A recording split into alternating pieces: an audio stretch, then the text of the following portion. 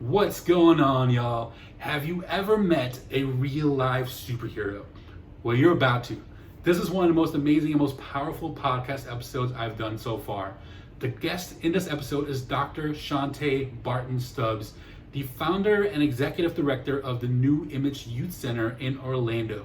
In this episode, we're going to talk about all the amazing things that NIYC Youth Center and Shanta are doing in the Parramore neighborhood in Orlando, Florida, one of the most dangerous neighborhoods in Orlando, where there's all kinds of crime and a giant homelessness problem. And in this episode, we talk about the amazing things that they have done in Orlando, how it used to be one of America's top 25 most dangerous neighborhoods, and the changes and transformations that have happened because of NIYC Youth Center and all the other amazing organizations that are in that neighborhood, making a positive, life-lasting impact on the kids in that neighborhood. And kids are dreaming. They're excited about going to college. They're excited about graduating high school and pursuing a career and doing amazing things. So I'm really excited to share this episode. We also get into how COVID-19 has affected the NIYC Youth Center and the programs that they have. Also, we get into Black Lives Matter and how that's affected their youth center and the conversations that Shanta has had with their kids since the death of George Floyd. So a really powerful episode. I hope you guys enjoy this episode. Share it. Hope you learn a lot from it. I've learned so much from this conversation. And take a quick second to subscribe to the podcast right down there. There's also a link to the show notes in the description as well. And leave a comment if you have any questions or anything. We'll answer your questions there. And thanks so much for listening. I hope you enjoy this episode with the amazing Dr. Shanta Barton-Stubbs. Live the life you love. I'm really excited to have you on the show. One, for many reasons, catch up, and because we used to work together when at Rock for Hunger, even just a little bit that we did with you guys. It was so amazing getting to meet you then, and then also, the podcast usually has guests in the music industry, and I think it's important to utilize the podcast and this platform about other things and things that affect the music industry. There's so much discrimination and racial injustice in the music industry, from how the record labels are treating their artists and the abuse and the horrible contracts they get into. So I feel like, and we're one of the last industries that are changing. I mean, there's still important things that need to change. There's a major label recently that took away the category or the genre urban and is now just calling it rap and hip hop music and R&B music. So yeah, I'm super excited to have you on the show and talk about some of these things. I am so happy to be here. It's a great time, Chris. It's time for us to reconnect. And so I don't want you to brush over the fact of the little bit that Rock for Hunger did for NIYC, because definitely I don't categorize that as a little bit. It is to this day that many of the people that I've met because of Rock for Hunger, they're very instrumental in who we are and what we do here at NIYC Youth Center. So it was absolutely amazing. To this day, I talk about Rock for Hunger like you guys are still at Lake Eola feeding people, because it was just such a big impact. Yeah. Well, thank you. I'm glad that's still making a difference today. That makes me feel good and warm and fuzzy inside. Before we go through your story, which we'll dive into, I want to, give everyone a brief overview or the elevator version of what it is that you do and about the NIYC Youth Center. Yeah, so, I'm starting to walk into my comfort zone of saying that NIYC Youth Center changed the world. And I say that because we are raising leaders, preparing them for the real world to go out and to do great and amazing things. And these are often youth who are raised right here in the Parramore community, known for years and years and years for its poverty, for not having what it's needed, a disfranchised community.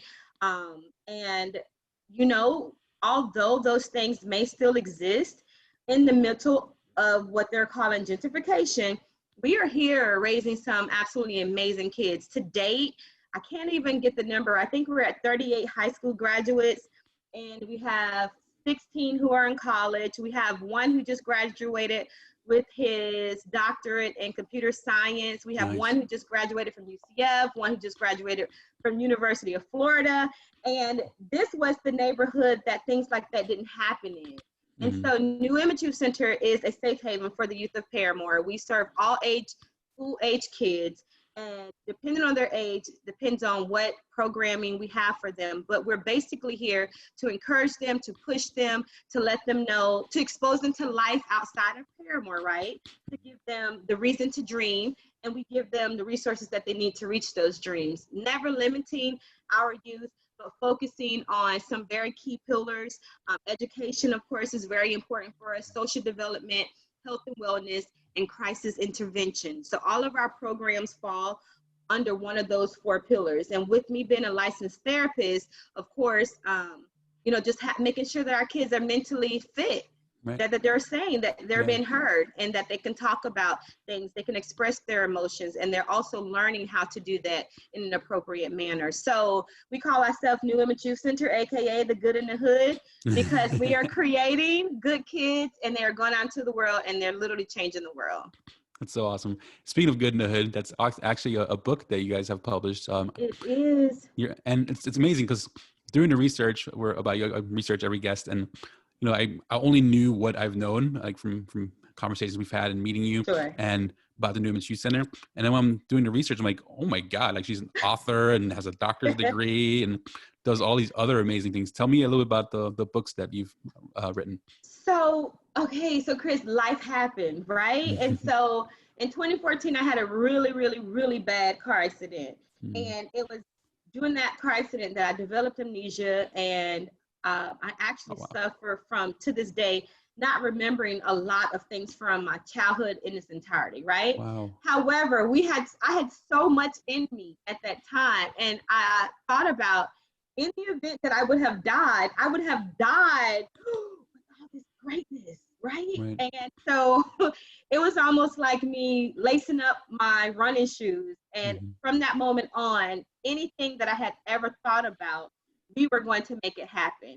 And so my first generation, we're in our second generation of kids now, but my first generation of kids who are now adults, we would sit down with paper, Post-its, whatever we could find, markers, pencils, and we would create this time that we called In My Neighborhood. And we would talk about the neighborhood of Parramore. And I'm talking about 2008, 2009, when Parramore was not getting the attention that it is now, and there was nothing here. And we began to just show the kids, wait, before you say how bad Parramore is, because that's all you ever heard on the news, let's talk about some of the good things. Let's identify some of the good things. And so we had like these papers and files of papers of things of the days when we would talk about in our hood. And it was from that we created the book, There's Good in My Hood, in 2015. And it was absolutely amazing because it is a touch of every one of our students that we served back in, 10 years ago and to current. And we actually have this book. It's the first book to actually be produced for Parramore in this manner, that when you're looking through the book, you can identify several locations that look just like Parramore. And so The Good in My Hood is just one of our books. And then we created There's Good in My Neighborhood journal and coloring book, right? Oh, nice. So it allows our students of color to recognize that there's a lot of good in their neighborhood, and they can identify themselves with who they're coloring. So it's a guy with dreads, it's a lady with the afro. And then we have, so you think you want to start a not-for-profit? Let's do some homework first. And that's because, Chris, I don't know if this comes to you, but everyone wants to start a not-for-profit. Oh, yeah. Especially in the music industry. Yes. And I don't know if people think it's just easy or what, but to have a sustainable not-for-profit that is really helping and changing a community of the lives of a certain group of people, you really have, it takes a lot, as you know. And so because of that, I created that book because I am trying to give people tips and hints of things that they can use to start creating that not-for-profit, number one, or number two, looking to see if they can join another not-for-profit and together just make it bigger. So right, that's such a good point. Yeah, partnering. You talk about like there's so many amazing and fun things that you guys do for the kids at New Image Youth Center. What are some of the things you guys do with the kids and some of the services you have? And you also have the community garden, which I see in every interview. Tell me about some of those things. Sure. So let's start our community garden. We started our community garden. It's been 10 years. We Yeah. started it Wow. on 10/10/10. That's awesome. Yes, October 10th, 2010. And our community garden is just the funnest thing ever. I don't have a green thumb. Most of the children don't have a green thumb. They don't like doing it. But now they absolutely like become a part, it has become a part of who we are. Mhm. And so some days I literally get in the garden barefooted and just walk in the dirt and get the That's awesome. kids to come behind me, because what we are doing is number one, getting the kids used to what it is, but it's nature. It's becoming Right. one with nature, right? Mhm. And so we're currently growing watermelons. I didn't even know that was Oh, possible wow. in the That's backyard. awesome. But the kids are so excited. And one of the biggest highlights of our year, which this year we had to cancel because of COVID-19, Mhm. but we take the kids to Florida Gulf Coast University for a 4-day trip. And we don't get to stay on the campus, but we get to be on the campus all day long and experience it as if we were FGCU college students. Oh, that's So awesome. we're taking elementary kids all the way to high school kids. We think it's important that, I know people, believe in taking middle and high school kids, but no, you start at the elementary level. That's Yeah. when you're beginning to start exposing them to life outside their norm, and they're beginning to think. So our whole goal, again, is just bringing them different exposures that they're not used to. Mhm. We have a lot of partners that come in. One of our programs is the mixed martial arts, MMA. Okay. Yeah. And our kids said they wanted to do it. And their first fight, we actually brought home, I think it was 3 medals. And then Oh, from wow. there, the kids just began to advance. We have a That's awesome. national step team. They travel all over the world, which is similar to like the Greek 9 stepping. Mhm. And the kids are absolutely amazing with that. So again, a lot of the things that we do are to expose our kids, but to also give them the opportunity to recognize that they are great at things. Mhm. And if they just give it a try, let's see how you can excel. That's awesome. I love that. So, yeah, it's so amazing. Going a little bit into your story. Mm-hmm. So tell me, so your dad was a pastor, Mhm. he has a church, and his church used to be in Winter Park, Florida, and Yes. eventually he moved that to the Parramore area. So He did. tell me up until the point, so don't go into the point yet where you saw the kids playing on the street, Yeah. but being someone that's growing up in Winter Park and going to church there, Yeah. what was it like having him move that church to Parramore? And maybe for those that are not from Central Florida, maybe explain the difference between Winter Park and Sure. Parramore. Yeah. So Parramore is like the movie Boys in the Hood. Right? And if you've never seen the movie Boys in the Hood, I suggest you watch the Boys in the Hood. So and then Winter Park is, suburbs, middle class and upper families, nice grass, pretty flowers, amazing buildings. And then you go maybe 10 miles, maybe even less than that, into Orlando, and you're in Parramore. And you would think, if you're not used to it, you would think you're in a Twilight Zone. And that's exactly what it felt like for me, which I was aware of who and what Parramore was. However, I had never been like in the streets of Parramore, in the neighborhoods, the houses of Parramore. And it's just a totally different, I asked him, I said, are you sure this is what God told you to do? Because it was so drastic. And it wasn't just me. It was his church members. A lot of his church members just could not follow him to the Parramore community. And it's just so amazing to me, because it was in the Parramore community, which was known as one of the roughest areas at the time. It was the top 25 roughest neighborhoods in America. Wow, really? Right? Yes. And so it was in this desolated place that I found purpose. And so my father moved this church, as you said, to Parramore, and I hated everything about it. It was a culture shock for me. And it just wasn't what I was used to. And I was there one day helping him clean up. The building that he was using was considered condemned, and it didn't even need renovations. It needed to be knocked down, to be honest with you, right? But my dad's a builder, he began to fix up this area in this building. And I was there one day, and there was these kids that were in a grocery basket. Across the street was a corner store, and the kids would get in this grocery basket and push it in the middle of the street and watch the car swerve. And that was part of their game. And before I knew it, I screamed down and I said, hey, what are you thinking? What are you doing? And it was that moment that one of the kids came over and told me to mind my business and cursed me out like you would never believe, right? Oh, wow. But the only thing I had at the time, because we were still in renovation phase, was a game of Monopoly in my dad's church. So I pulled out that one game of Monopoly and began to play with the 4 kids.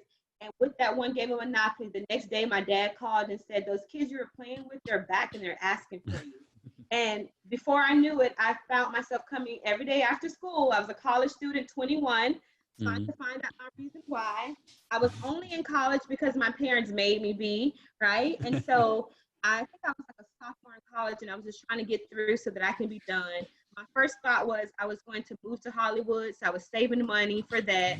And I slowly began to take money out of my account. I had $1,500, and you couldn't tell me anything, right? So I was taking like some of that money, and I would go to Walmart, and I bought board games, and I bought things. And the kids began to run to this little infested building every day. And it was so humbling to me that no matter how small the activities was that I had, or even packing them in my car illegally, taking them down to Lake Eola to play on the playground, it was so big for them. And that humbled me, you know, and I began to do it every day. And that's exactly how New Image started. That's awesome. That's so inspiring. And Thank you. From that start and to where you guys are now and all the things you've done in the Parramore community, how have you seen the community change? So, okay, and this is a heavy question for me because in the awakening of what's happening in the world, Right. I've been doing some soul searching. I've been doing some evaluating, some reflecting. And, you know, one of the biggest things that I can see the change in is when I first got here, I didn't accept Parramore, neither did Parramore accept me. And it took me a long time to have that safety net for the community, or where they can start coming to me and actually trusting me. And now I'm here in Parramore, and I am humbled by the respect. I can go anywhere in Parramore, and people are like, oh, that's the lady from the center, or that's the, you know, or they even trust me to come to me with issues. Can you help me? What we've been able to see is, again, 38 high school graduates. What we've been able to see is college students who are now coming back to New Image to help or to donate in some special ways. So what we're being able to see is just a change of generation, a change of mindset to let the kids that we once served know that, no, you can do anything you put your mind to, and you're not alone in doing it. So one of the things that we've done is create a family-like unit, and our kids, I don't care how old they are, they always come back because this is home, and that's amazing. That's it. Yeah. That's the most humbling thing to experience ever. Around Thanksgiving time every year, all of our kids come back, and we end up at one place. We don't even put out invitations, but everybody knows what time, when to come, and it's like family reunion time all over again. That's awesome. That's so wonderful. It is. To prepare for this conversation, so going a little bit into everything that's going on now, like with Black Lives Matter and George Floyd, to prepare for this conversation, I got about halfway, a little bit past halfway through this book called Between the World and Me. And I'm probably going to butcher this name, but by Ta-Nehisi Coates. And after listening to about half of this book, it's heartbreaking to hear of the two different battles the youth have in like neighborhoods like Parramore have to face. And there's a quote from the book. So it's like the battle between, well, here, I'll tell you the quote first. So the quote was, fail to comprehend the laws of the streets and you give up your body. Now, fail to comprehend the laws of the schools and you give up your body later. There's two battles the kids in these neighborhoods are fighting. It's the battles in the schools and the battle of surviving in those neighborhoods. Is this something that you talk about with your kids, and what could you maybe share that the average person might not understand of the dangers of growing up in those neighborhoods and then having to also try to do well in school so you can get out and, like he said, survive later? Well, so Chris, here in the last 3 years, we actually welcomed what they call a community school. And so it's ACE, and basically this community school is designed to house all of the kids in Parramore, or even pre-K through 8th grade in one location. And it's also so that the parents can be more involved, because before the kids will go to like 5 different elementary schools. So of course there's pros and cons to this. Pros as in the school is right here in the neighborhood, the parents are able to be a part, The school is also, they have resources and things that parents can receive and so forth. Some of the cons consist of, now the kids are kind of boxed in the same area with the same people that they've always been raised with. They go to school from kindergarten through 8th grade, and then they end up going to college from there. So, hold on just a moment. Yeah. So sorry, I told you I'm in the classroom. So Yeah, that's fine. I'm in my office, so it's a little crazy here. But so what tends to happen here now is the fact that our kids don't get a chance to experience other people. So they go to school with the same people from kindergarten to 12th grade and some of the same teachers. And so, I don't look down upon that, but I had a different education experience, and I know how important it was for me to become who I am and why my parents did what they did. But a lot of our kids do struggle because we have to remember that there's a life that we may not even know about that they're experiencing at home, Chris. And this is the hardest thing. But then you're expected to show up at school and to perform. Right. Literally perform. Yeah. Never mind the fact of, I've had kids, one of our kids, he came to the center one day and he was explaining to us in detail how his neighbor got killed. He was there when it happened, and then we had other kids who was actually on their way to somewhere and they saw a dead body. Or we had kids just in 2019, a family of 8 who lost their mother unexpectedly while they were homeless. And so you're now taking these situations, they're not being dealt with, and they're being sent to school, and you're not supposed to talk about it, because the moment you talk about it, there's a possible chance that you could be taken away. So there is a battle, and they are being told, if you do not do your schoolwork, then you're going to, stay behind. So we are serving kids right now, Chris, who are 13 years old in the 5th grade. Or 14 years old and going to the 6th grade. And that's because they're being retained, they're staying back because they're not able to maintain and keep up with what's going on in their real life outside of school and the school life. And so what happens is their behavior issues begin to act out because now they're so far behind that they lose interest. And so when we think about that, life in the streets is totally different from even how they may present themselves here at New Image. Or how they present themselves at the school. So I'm grateful that at New Image, we do try to welcome it a little bit more so that they are able to be free, but in the school systems, they don't have that much liberty. Right. What is the difference between, I guess, with the school now in the Parramore neighborhood? Is there more understanding of the lives they live outside of school? And is there, I guess the mindset behind having a school in the neighborhood is that you can help continue these kids to progress and to do well and move along in school? Like, what's the mindset behind that? It is. The mindset is to be able to provide a quality of education for all students, even if they are in a neighborhood such as Parramore. And so that means, having a brand new school, an amazing school that looks, like a college. It means having, the equipment, the technology, the up-to-date, everything that you need to be able to excel. It means also hopefully being able to have the resources that you need at the school that you would need in the event that some of these things are happening at home and you're open and sharing them, and as well as having quality teachers, which we've seen a combination of all of that exist because of the new school. But of course, nothing is perfect and there's always things that could improve. One of the things that we've been trying to do is partner with the school so that we can be more of an advocate for the child, number one, for the sake of the teachers in the school, so that we can report things that are happening or things that are needed. And number two, just being there to support the school in its endeavors of trying to provide this, because remember, many of our kids are coming from traumatic events that have not been dealt with. And so their behaviors may display, maladaptive behaviors. There may be some learning disabilities that teachers are not going to catch at the beginning. Just different things that we can bring a extra helping set of eyes to the kids that we serve. Yeah, it'd be interesting because like schools visit other schools, but only in a form of like competition, like sports and the big club and stuff. It'd be amazing to see since you mentioned that they don't really get exposed to other kids, to see other things where schools visit each other that's more collaborative and doing something fun versus always trying to be better than the other schools. Just a I thought love that came. that. Definitely. So at this school, we actually, UCF plays a huge part, Valencia plays a huge part. Awesome. But as you just saying, having that peer relationship with another school, not in a competitive way, but more in a, hey, we can learn from each other way, it's needed, because I am seeing the difference between some of our kids who were able to attend Howard and then the kids who attend the A's.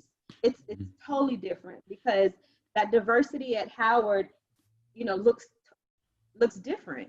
And we learn from each other. We learn from each other when we are different. But when we tend to be the same, sometimes that is limited in the ability of what you're learning and being exposed to. Yeah, absolutely. And speaking of education, your educational background was very different. Yes.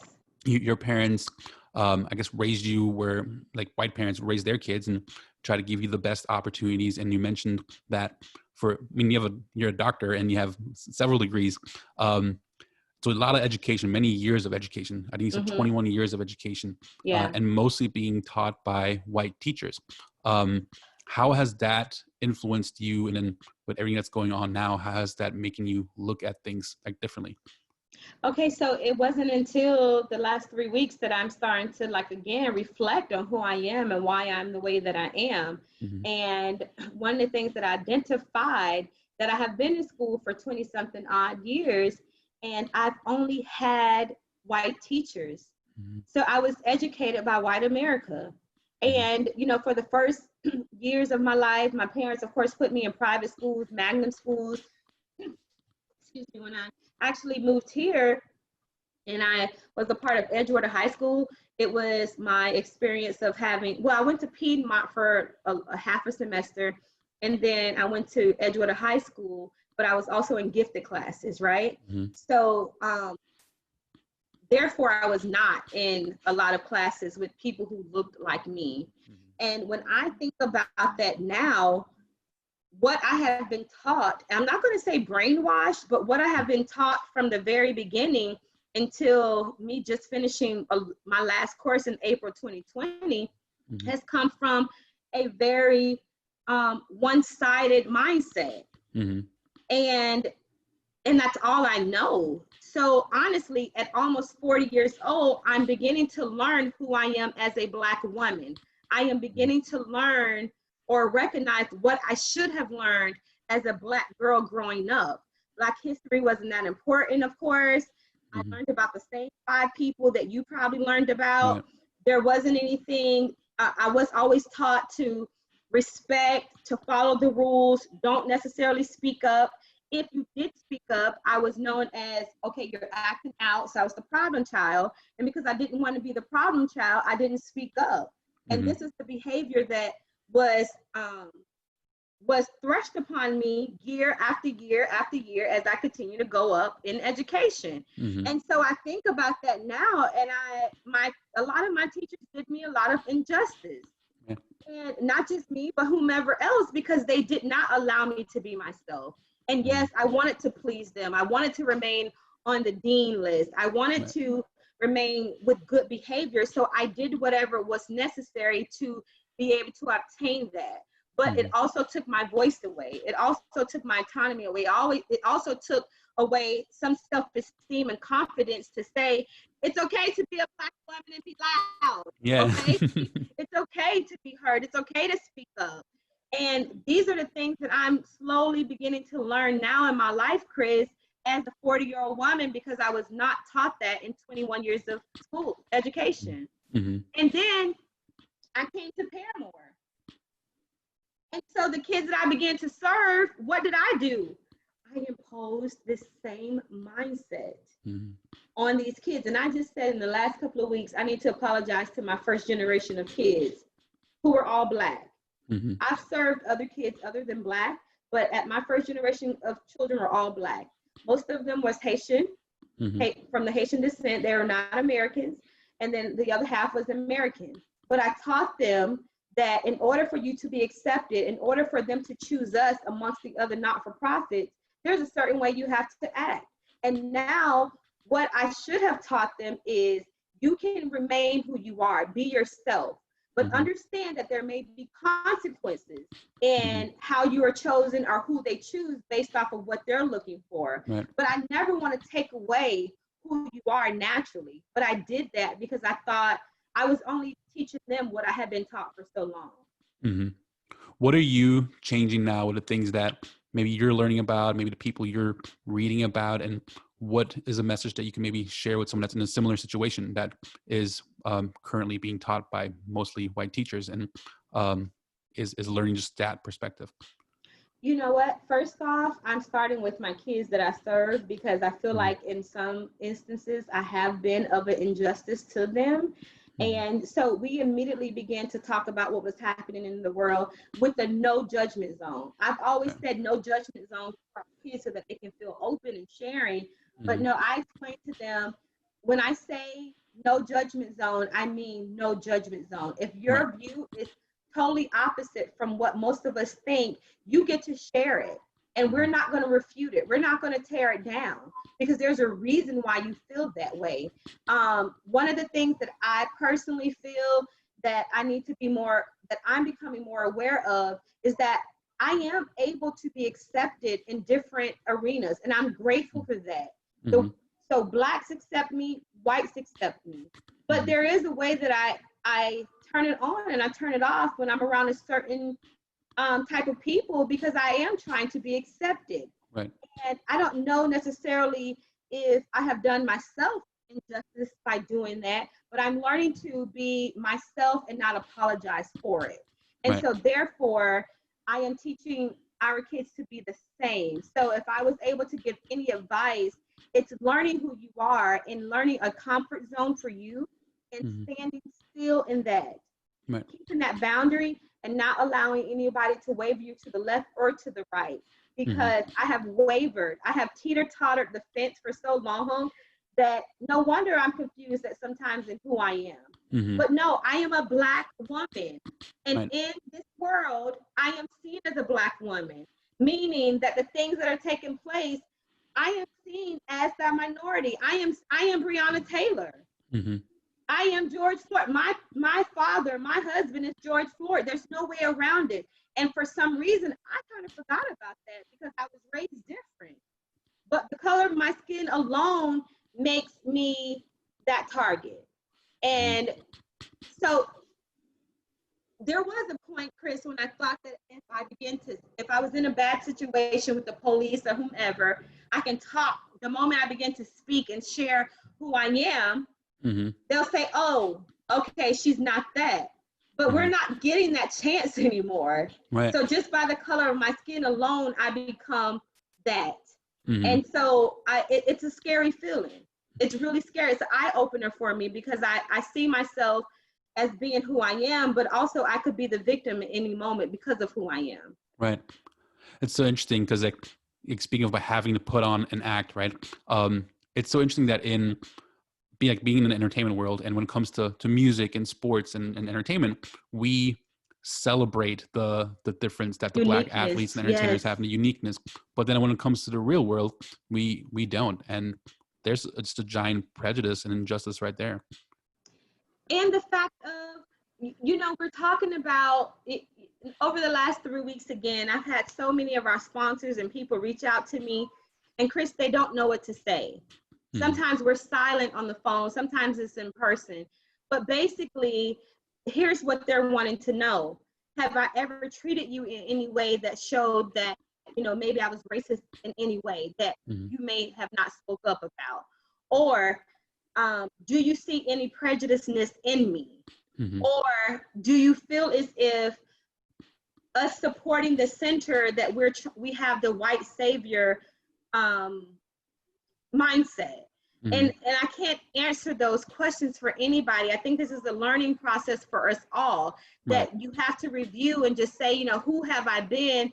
What can I do better? And I am even doing that as a Black American woman. I am doing that with our kids now because I can't say that I've taught them to be proud of who they are. I can't say that I've always instilled in them that who they are is good enough. I've always said, when you're in this environment, this is the way you act. And here are the rules, because that's what was imposed upon me. And so there's a level of liberation. I have a birthday tomorrow. There's a level of liberation that I'm experiencing at this moment that I don't want to have to fake it. I don't want to have to act a certain way. I know how to present myself, and I want to be able to do that freely without thinking that there's somebody who's judging me or someone who's going to, decide that I don't fit in or whatever the case may be, because I know consequences. So I'm not going to come in an environment and destroy it or act a certain way to embellish my reputation. But I do want to be myself, and I don't want to have to apologize for it. Absolutely, yeah. I hope that's something, a big change that comes to our, not just our country, but our world through COVID and what's happening with Black Lives Matter right now. I'm hoping people, because everyone's asking, oh, what can I do to help you? What can I do to be a change? And one of the biggest things people can do is, especially during a time like now, is just look inward and see how you can change yourself. There was this powerful speech that The Rock posted. I don't know if you saw it last week, but it's basically a speech, like almost not like a presidential speech, but the message was like, where are you? Where is our leader? And basically a message to Donald Trump. And what he said at the end of the message was so powerful is, sometimes we just don't have leaders to lead us. It's important to look within us and find the leader within ourselves.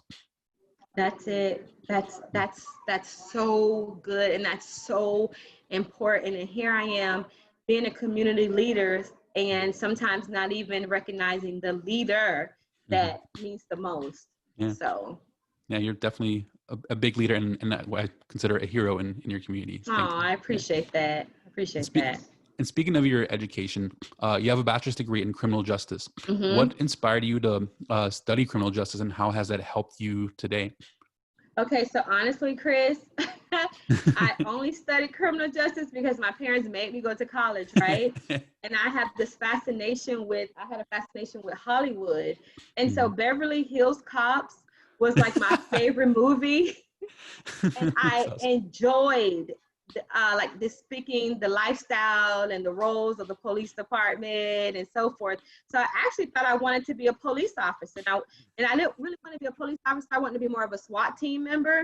And that is why I started my life in criminal justice. Now, in the process of attending school, I was amongst other officers, and that's when I began to find out like a lot of the behind the scenes that I just did not agree with. And it was no longer for me. But I can tell you that with my degree in criminal justice, it has prepared me for what I am doing with youth now, because we do have children who, so criminal prevention, of course, trying to keep them out of trouble. It has kind of given me a little bit of headway of knowing how the police think, how we should teach our kids to prepare if they are stopped by the police and so forth. And then like having a criminal justice degree, so there's a lot of information out there now about things that we should change about our country and how we can change things. And I see a lot of information out there about police reform and defunding the police. I've even seen something about requiring police officers to have a degree in criminal justice to be an officer. Do you think that's something that would help and make a difference and reduce the amount of police brutality and racial injustice from police departments? I personally feel as if the police department, as a police officer, that's a career. When you take that oath, that's definitely a career. I don't think anybody should be able to become a police officer. I think there should be a degree behind it. Number one, you're taking the time to invest and to become the best police officer that you can. You're learning from some of the best, because when I was in criminal justice, I actually learned from a lieutenant. He was one of the instructors. So when I think about it, yes, you really should have to take the time to grow in that, to become that. The same way I'm a licensed therapist. I had to do 500 hours. No, we had to do 1,000 hours before we even became licensed. I think that's needed for police officers. There should be some type of interim, not just the academy and then you're on the force, the academy and, schooling, and then maybe some kind of internship to find out what kind of cop you are, what type of police officer are you? Are you able to engage in community affairs? You know, are you able to de-escalate situations without bringing a taser or a gun to the situation? You know, are you afraid of the people that you're serving? Because I see that a lot in the Parramore community. I think the police officers come around with such a big huff and puff attitude is because they're thinking that they're dealing with big huff and puff people. And what that shows is your lack of knowledge in understanding the Black culture. And so, yeah, I think there needs to be a lot more information that is actually used for our officers before they're able to become officers. That'll be, I think it would make a really big change for sure if there was some education. And speaking of understanding like the Black culture, do you, because majority of the books that were required to read through college is all, I don't know if it's 100%, but it's probably close to 100% by white authors. What kind of difference you feel it would make, or how important is it for not just people in Black schools, but just in all schools to read more books by Black authors? You know what? So, okay, there's a curriculum and we get it. A curriculum sometimes that doesn't even serve us as students. Let's just be honest. Because I can look back and in certain classes, I'm like, why did I have to learn that? You know, it has nothing to do with what I'm doing or who I am or whatever. However, there are some key classes that literally changed my life. And it was because teachers would use other sources to help teach certain subject matters. But, you know, Chris, when you think about it, there's a UCF professor at this time that is under a lot of ridicule, but people are also supporting him because he's speaking about or against the Black Lives Matter and what's taking place in the world. But think about it, he's a psychology teacher. And so I think we can think different, but we must be careful in how we deliver the message. And so like right now with that professor, he doesn't speak for all UCF professors, but UCF doesn't have the best reputation with having him on board. And absolutely. He's not been fired. He has not been fired. He's still a faculty, and he's still posting and saying what he believes.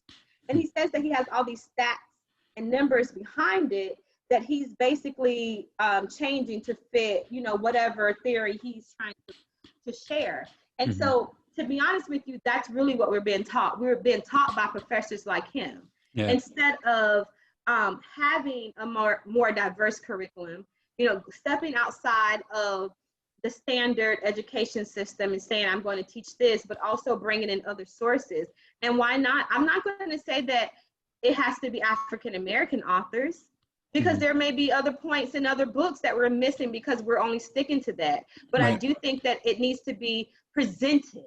There needs to be opposing sides presented in these classrooms so that people can form their own opinions and their thoughts and values from there. That's the only way I think you really truly learn and become a better person. Like when there's all this talk about mindfulness now, and you know, mindfulness is seeing things from another person's perspective, and trying to understand where they're coming from, why they feel the way they feel, and kind of just pausing before you jump to conclusions and make judgments. Going quick, real like on a quick side tangent about your being a mental health counselor. Something I really wanted to talk about as well, because ever since social media came around and smartphones, there's been a giant rise, and this could probably be a whole nother podcast and maybe it could be a preview for the future. But there's a giant rise in teen depression, anxiety, and unfortunately even suicide, which affects not just, you know, young people, but even like everyone is affected by this, and especially musicians as well. What do you teach your kids and how to cope with anxiety and depression, and especially with all things that are going on in the world now? Well, so Chris, first off, we start at a very early age, right? So we're teaching emotions at the very basic level. And even those kids who may come to us and they're already older, we're still teaching it at a very basic level. Why? Because we're teaching them that it's okay to feel and to express, right? So most of the time kids are coming to us with trauma, with backgrounds of trauma and things that have taken place. They've never even had the opportunity to express it because most people think, oh, kids are so resilient, they'll forget it, they'll be fine. And so actually in the last month, we just released this book with 12 kids all under the age of 20. to write chapters about a hardship in their life and a time they went through something and how they overcame it. And the name of the book is Dear Adults, We Have Issues Too. And that's to encourage, number one, adults and children in knowing that we can't just minimize the issues of children because they're young. They internalize that. And what happens, they actually repress it, and you see those issues coming out in their adult life. So if they're not handled and not dealt with at that stage, they're going to come out. You're going to have to deal with that at some point. So it's being able to express that. It's making therapy fun. I just finished at UCF as a play therapist, and that's one of the things that we do. Sometimes kids may not be able to express their thoughts openly through words as adults would do in talk therapy, but during play, they'll act out. They'll express, they'll show you, they find their healing. And so you just have to be very proactive in how you're willing and what you're willing to do to reach the kids these days, and to what extent, because sometimes it's not a cookie cutter type of thing where it works for all kids. You have to be willing to kind of try different things. I had one client, a student, who actually just did not talk for 5 years, just would give you yes, no, and that was it. Shake his head sometimes, however, and we began to talk through text. He felt more comfortable through text, right? And one day, Chris, on a Saturday when I was least expecting it, he came into my office, sat down, and began to, the moment he began to speak, he didn't stop for an hour. And he talked about so many things that he had experienced in his life at home and even at the center that had affected him, whether it was with other students or what, but he was holding so much in that he had become mute. And it was because I took the time to recognize that he would communicate with me during text, that he felt comfortable enough one day to share it all. People could not even believe that from that point on, he began to talk, he began to participate, he began to be a part of things. So, when we talk about this mental health thing, we have to be, as adults, model the behavior that we want our kids to see. And that's first, because they're paying attention to us. So if I have an issue and I cry in front of the kids, I do it. I don't try to hide my tears from them seeing them, because that's normal. It's okay to cry. We talk about these things. And so we have to remember that a lot of times, not all our kids are the same, so they're going to express in different ways. If you're seeing a certain behavior that is not normal, then we need to identify something has happened to cause this behavior. What's really going on, And so it's requiring us to actually put down, like you were just talking about social media. So as adults, even though our kids are picking up their phones and being more engaged in this, as adults, it's requiring us to put down our phones and being more aware of what's taking place so that we can see, and also limiting what we're allowing our kids to do and how much we're allowing them to do. Because right now, during the wake of COVID, the kids were out of school since March, right? So all they did was social media, YouTube. This is all they were exposed to. And now it's the summer camps. Summer camps are reduced this year, their numbers of kids that they can serve. So what are kids doing? They're home doing the same thing. That's a disaster. Parents, we have to be more proactive in saying, hey, let's go skating outside. Let's ride our bikes. Let's doing things. We have to start doing a lot more of this so that our kids feel connected with us, number one. But number two is we can also just pay more attention to what they're thinking, what they're feeling, what they're expressing, and what does those messages mean. That's wow, it's such a powerful story and so many lessons there. Definitely, I would love to maybe do a round two with you and dive more into those topics. Definitely. Kind of going back to what we were talking about, I want to read two things that you wrote on your Facebook wall, and like really powerful things. And speaking of like mental health and like learning how to navigate through these things. So one of the things you wrote is, I hope you never know what it feels like to sit Black boys down and ask them to strip every ounce of their dignity to say, yes, sir, cop, and roll over as they are told. I feel like I have failed my boys today I can't even read it, by telling them the story, but it seemed necessary for their survival. And then the other thing you wrote was, Dear America, today I had to have one of the hardest talks ever with my New Image Youth Center students. Most ended the conversation in tears. They all have seen the video, and our youngest boy stated, "I just want my staff to live." What message can you, I guess, share with the listeners of what you told your kids, and what can they learn from those conversations? So I shared that. I shared that, Chris, because I didn't know how to start a conversation. And at New Image, we currently have some alumni who actually used to attend New Image, and now they work here.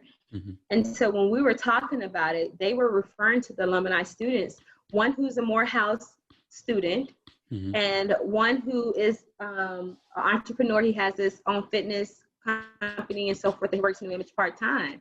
And Mm-hmm. it was heartbreaking because when they said that, it was a kick in the throat of that was our new reality.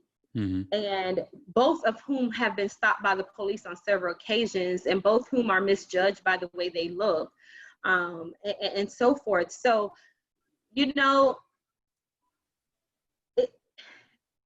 reality hit me that I would rather see my kids alive Mm-hmm. than, dead, because they're standing up for what they believe in. And I say that wholeheartedly because we personally had a situation to take place last year with an officer that is still on the force that did not get any anything against him besides the complaints. He was actually named Officer of the Year after having so many racial complaints. Mm-hmm. And that again, a kick in the throat. Mm-hmm. And his words exactly on camera was, "I hope he run," when he stopped one of our young men. And I asked myself, what did that mean? I hope he run. What if he would have ran? Does that mean that he wouldn't be here today? Yeah. And so because of the things that we've seen firsthand, I am to the point where I'm telling my boys, if the cops stop you, you follow every rule possible. But as a Black man, Chris, which I am not, but I've been raised by an amazing Black man, my dad. I have an amazing Black man who's my husband. One thing that you're stripping from them is their dignity. When you're asking them to, yes, sir, yes, ma'am, someone, and to become beneath them at that moment to save your life. Right. But that is what I have to teach. That is the reality. So then I posted that, and so many African-American families began to share just how often this conversation is coming up in their own home. Mm-hmm. I did have one person to actually share, why would it be seen as you're losing your dignity when you're just trying to show respect? And I said, well, and I understand where you're coming from, but also that's the white privilege statement that we're not paying attention to, because you've never experienced it to that level to understand you can be as respectful as you need to be, but there still would be a reason why you become that victim or arrested, or they say you're doing something you didn't do. And so it's a hard thing, Chris. I don't know how I continue to have those conversations, but we do have them. We've had them all week. We've had them since George Floyd video has went public. Mm-hmm. We've had those conversations. I was hoping that our kids had not seen the video, but the reality is they had watched it over and over and over. I have, to this day, I've never even seen it because I can't fathom to watch that. Yeah. But the kids have seen it, and they were telling me in detail of what was happening. And I'm not talking about high school kids. I'm talking about elementary, 7, 8, 9, and 10-year-olds. You can't keep it away from them because it's everywhere, right? Mm-hmm. And so it is our job to instill in them. You follow whatever rule you need to follow. You humble yourself. You lose your dignity in that moment, and you stay alive. We'll fight for you later. Right. Mm-hmm. Whew, so tough. I couldn't even imagine having to have that conversation. I want to talk about some things of recognizing some things that people may have judged or have maybe misinformedly posted about recently, and then maybe some of the changes we can make. So I've seen a lot of people post the hashtag All Lives Matter, and they're not realizing the white privilege or the wrong with posting that, because it's, yes, all lives do matter, but right now in the reality we're living in, all lives don't matter, because Black lives need to matter too. And in order for all lives to matter, we first need to make Black Lives Matter. And then we can say maybe all lives matter, right? What do you want people to know and understand why this might be so insensitive to post something and not be very mindful? It's just say post all lives matter. Because, you know, I've had so many, and I get it. I remember again how I was raised. And so they're sharing their thoughts from their point of view and all that they know and their level of values and what has been instilled in them. What they're not recognizing is that when you say all lives matter, all lives do matter, but Black lives have not mattered in that post. Right. So when you say all, it should mean everybody. Right. But what we have seen over and repeatedly and for decades is that Black lives are seen as less than.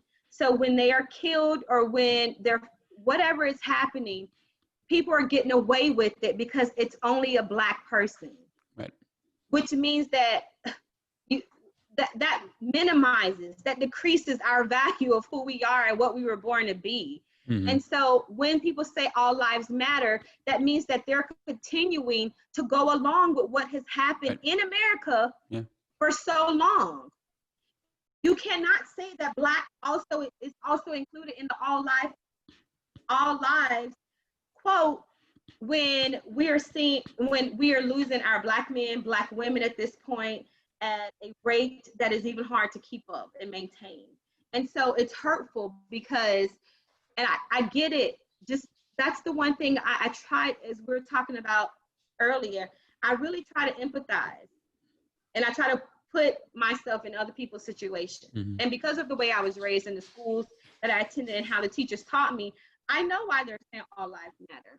But the reason why it is so hurtful is because what we've seen in the last 100 years is that Blacks are not included in that. And when people say that, you're basically saying all lives that are alive, or all lives that, you know, are not the ones that, not this category of people, but this category of people deserve to have lives too. And that's hard.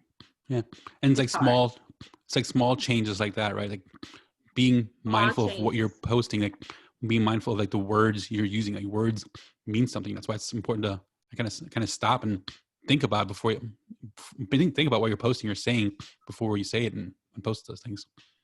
You know what? It has been, and I am a person that loves all people. So my mom, when I was little, my mom best friend was white. So she had 3 white kids, of course. And she was supposed to go to Bahamas for 2 weeks with her new boyfriend and come back. She didn't come back for 2 years. Wow. And so my mom did not want her kids her friends' kids to be in foster care. So my parents took on 3 white kids. Mm-hmm. And when we would go to school, Chris, people automatically thought that my biological sister and brother and I were adopted because they just knew it couldn't be the other way around. So for a long time, I did not see color. And this is one of the reasons why I didn't see color, because they were our sisters and brothers. They were who we were. We were raised in the house together. We shared rooms.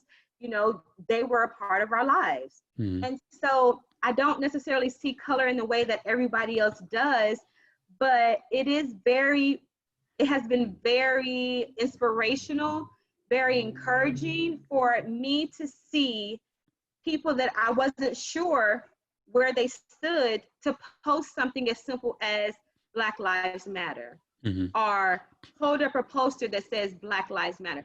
I'm not even saying that they believe that to the core or that they're practicing exactly what they're posting or sharing, but just seeing it along has been encouraging to let us know, or to let me know, you're not in this by yourself. There's someone else supporting you, and they get it, kind of. Mm-hmm. Right. You know, as much as they can, they're here to support you, and they're willing to fight with you.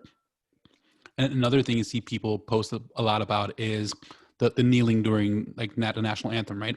So a lot of people used to and still view it as being disrespectful to the flag and our military. And again, I hope mm-hmm. that Black Lives Matter and COVID-19 maybe leads the country and our global society to be more mindful in seeing things from other people's perspective and kind of try to understand why is Colin Kaepernick like kneeling during the national anthem? Like, what does that represent? Like, what can you tell people about like that what that message represents, and that it's not disrespectful to the flag?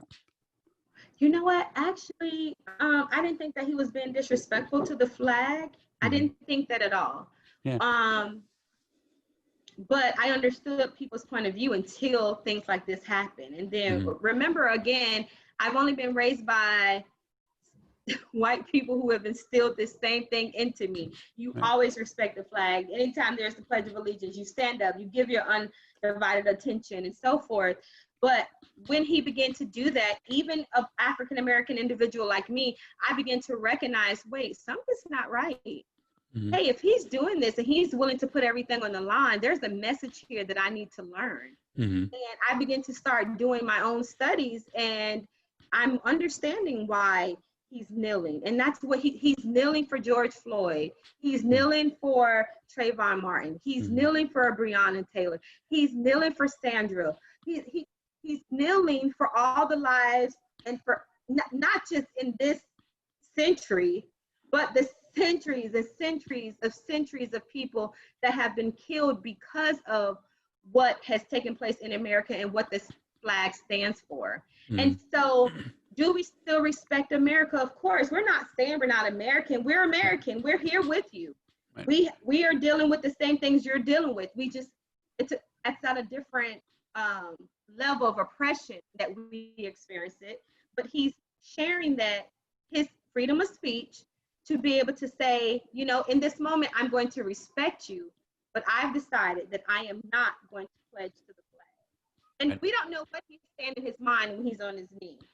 You understand? And I think that's the unknown of people not knowing, and they're so outraged by it. But at the same time, we have to respect the freedom of speech and what that message is. Now, that resonates with people like me even more now. Yeah. And talk about seeing things change and being more mindful when like someone kneels during the national anthem. So in the last few weeks, I listened to a lot by Brian Stevenson from the Equal Justice Initiative, and it was so amazing to learn what he's had to say and the examples he used. So kind of to share a little bit of my personal story. For when I moved here from Germany, I was 12 years old, and for years, and I'll never know what it feels like to be Black and feel discrimination and racial injustice. But for years, I felt so ashamed and so embarrassed for being German. When I moved here, like when I was in Germany, I never even thought about these things. When I moved here, I got called awful things for being German, and never like really wanted to share like my German pride. And except for like when it was, every 4 years when the World Cup maybe, but outside of that, I never really like wanted to talk about those things. And Brian Stevenson kind of uses Germany as an example, which now makes me proud of the change that's happened. Like he uses them as an example as where when what happened during World War II, they made a complete change, which were, when Martin Luther King died and the civil rights movement, we changed a few things, but it wasn't complete. Like in Germany, they took down all the flags, they took down all the symbols. There's zero tolerance. Like we were afraid in school to draw a swastika because we would immediately get suspended and kicked out of school. Wow. That's how serious they took it. And they even got rid of the death penalty because they never wanted to wrongfully put someone to death again after what happened. So it's amazing to see what changed. And also they changed the lyrics to the national anthem. Wow. Those are all major changes. And I've seen people post about lately that we should change the national anthem because it was written by a white man who supported slavery and was friends with Andrew Jackson. I guess, could you speak to a little bit to those types of things, and like seeing the changes now of sports now being more understanding when it comes to kneeling, and now the disallowing the rebel flag and taking down statues. Like these things make major changes. Yeah, Chris, if with the small amount, and I do mean very mediocre amount of announcements or support that we have been able to receive at this time from all people, has been encouraging, as I already shared. So as the Black race, if we're beginning to see any type of change moving forward, it's letting us know that we are valued. It's letting us know that we are welcome.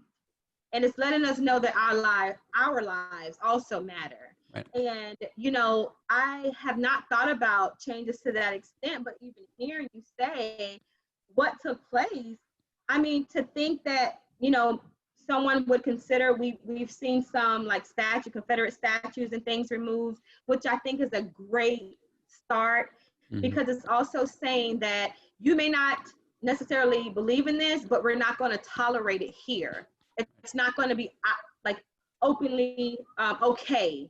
And I think that's the most hurtful thing, guys, in the area that you live in, your city, your town, your state, of how things are still openly okay, even though it defies who we are it defies who we are or giving us our place here as any other American.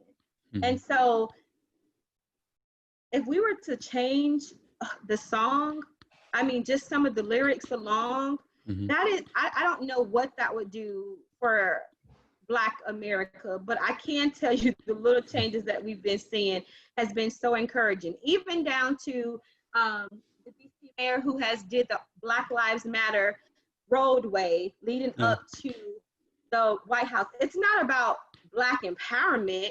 It's about saying for so many years we have not mattered, but now we are here and we do matter, and you're going to hear us and you're going to understand us. It's the same thing with the LGBTQ community, how we begin to embrace them, embrace us, embrace as a norm, because it is normal. And all we're saying is understand who we are and accept us for being who we are.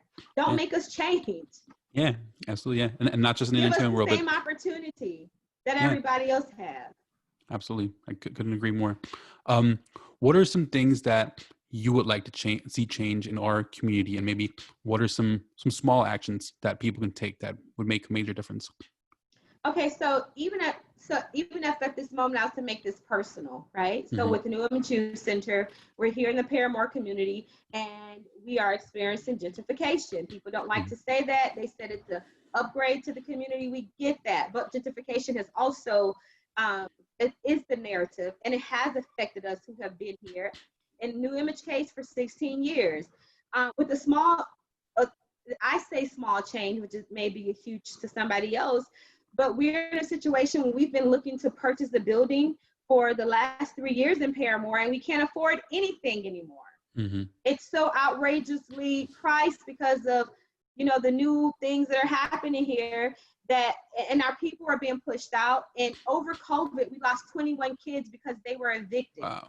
Although they're saying the courthouse is not open, these private owners, they evict however they want.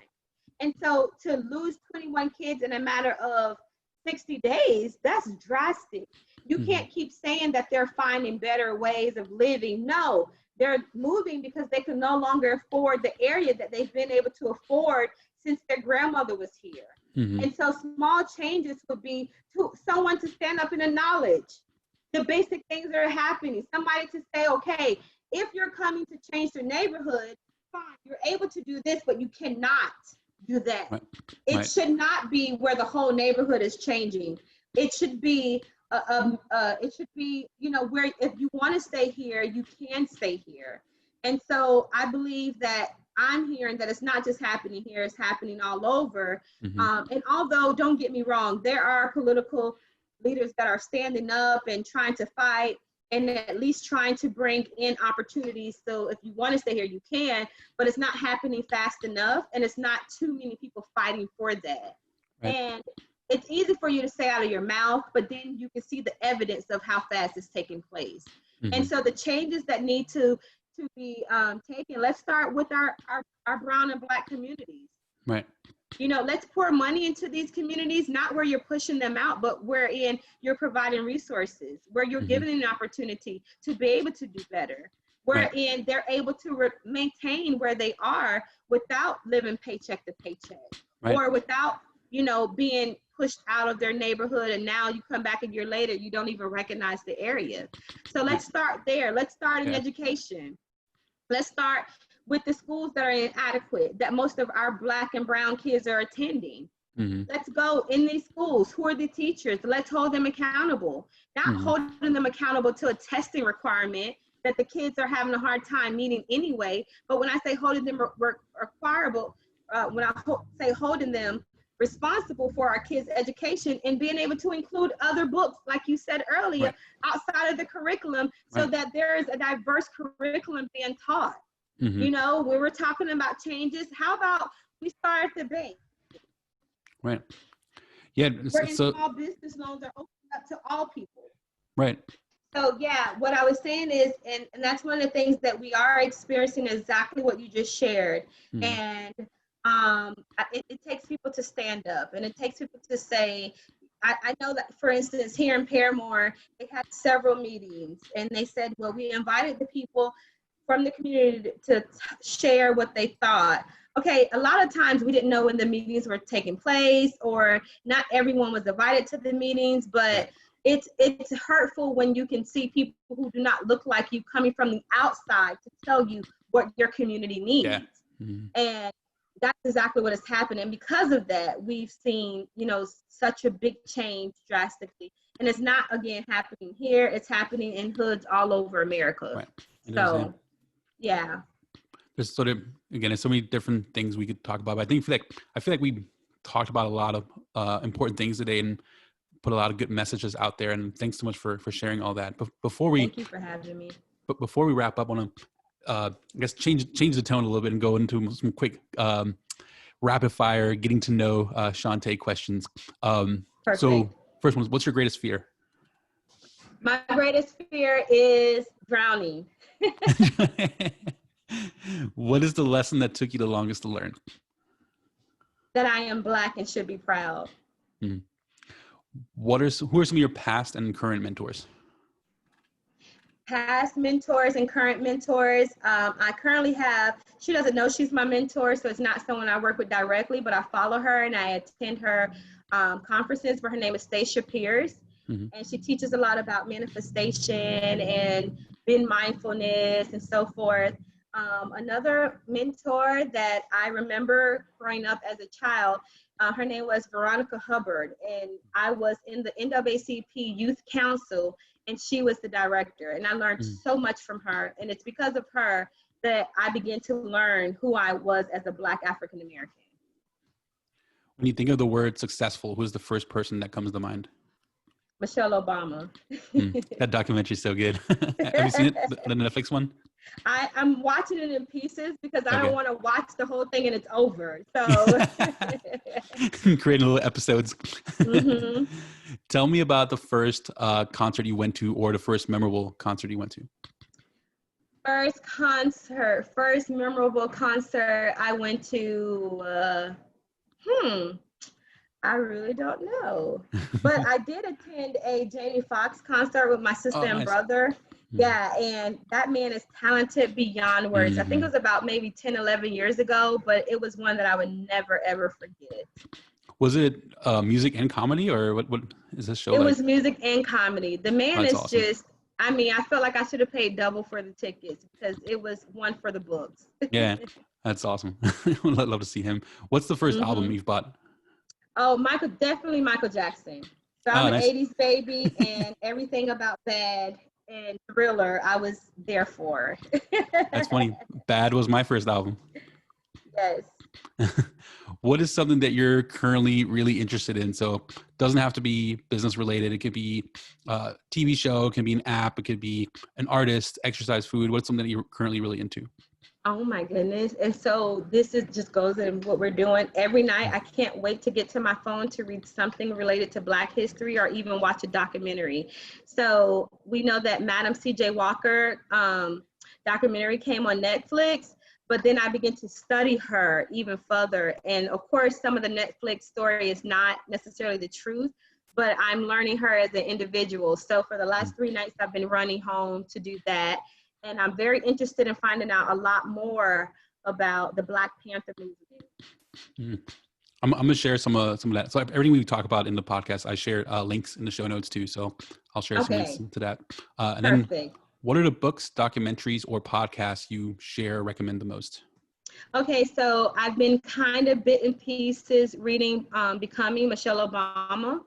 And one of the podcasts, it's called Coffee and Counseling, but it's my friend Charlotte and her friend who are mental health therapists. And it's just a way to like release any thoughts of what you're feeling. And they're always talking about real life issues. I'm not necessarily like such a podcast person because I'd rather see like the video on YouTube and so forth. But I follow a lady, Dr. Cindy Trim, and she's a spiritual guide, but she talks a lot about just connecting to the universe, to the world, knowing who you are, your purpose, reminding you of your purpose, revitalizing your purpose. There's a YouTuber, and he does podcasts too, but I watch him on YouTube. Can't think of his last name right now, but he's like a maybe Indian guy. He was a monk, and his name is Jay. Okay. Do you know who I'm talking about? No, I think it sounds He is familiar. Chris. I think he was on Oprah's podcast, maybe? Good. He has been on Oprah. He has a lot of his own. I'm actually going to try to look it up while I have you because the man is so good that I need the world to know. Yeah, love to share that. His are so powerful, and he's always just getting you to think, okay, here it is. His name is Jay Shetty. Okay, I'll share it. What's the name of the podcast? I don't know the name of his podcast, but his name is Jay Shetty, Shetty. Okay, I'll share that as well. And his messages are amazing. That's awesome. I'll check that out. It sounds something like right up my alley. Yeah. And then before I ask you the last question I ask everyone, just want to take a moment to recognize you and thank you so much for being on the show, for sharing, for all the lessons. I think I learned so much, and hopefully people will learn from this episode as well. And also just thanks for the leader that you are and the good that you put in our world. And as I mentioned earlier, I think people like you like truly are heroes that are amongst us. Thank you so much for that. And then the question that I ask at the end is, what's your definition of making it? Whoa. Okay, my definition of making it. My definition of making it may not necessarily be a definition, but it's a book in a vision that I have in my head, wherein I am able to look back and there is a long line, not just one. You remember how teachers say, if I can change the life of one child, I've done my job. But there's a long line of successful African-American children who have come from an area such as Parramore, but now that they are viewed as being successful, and now they're also giving back to the same community or the same place that once gave back to them. That's my definition. When I can look back, and I say that now humbly because people remind me sometimes that I am able to kind of do that, but I have this vision and this time in my head where I'm going to be able to look back, and it's almost like passing a baton because I know that it's going to be a better place because of the kids and the alumni and who they are and how they're all helping to change the world in some way.